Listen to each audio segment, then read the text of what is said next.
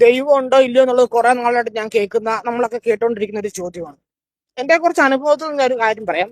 ദൈവം ഇല്ലാതിരിക്കുന്നതാണ് ദൈവത്തിന് നല്ലത്. കാരണം അമ്മാതിരി ദൈവത്തെ യൂസ് ചെയ്യുന്ന ഒരു കാലഘട്ടമാണ്. എന്തിന് ഇലക്ഷൻ പോലും നമ്മൾ ഈശ്വരനെ യൂസ് ചെയ്തുകൊണ്ടാണ് നടക്കുന്നത്. പക്ഷെ ദൈവം ഉള്ളതാണ് മനുഷ്യന് നല്ലത്.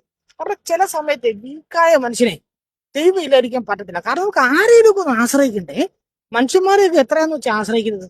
അപ്പൊ അങ്ങനെ ഒരു സമയത്തിന് ദൈവം ഉള്ളതാണ് നല്ലതെന്ന് എനിക്ക് തോന്നിയിട്ടുണ്ട്. കാരണം ഞാൻ സംസാരിക്കുന്ന തന്നെ ഒരു ആശുപത്രിയുടെ വാതിക്കല്ല.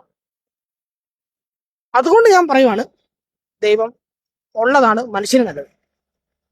ആ പണിയെടുത്താൽ പൈസ ഉണ്ടാക്കാം, ആരോഗ്യം ഉണ്ടാക്കാൻ പറ്റണമെന്ന് യാതൊരു നിർബന്ധവും ഇല്ല. അതുകൊണ്ടാണ് ഞാൻ പറഞ്ഞത്.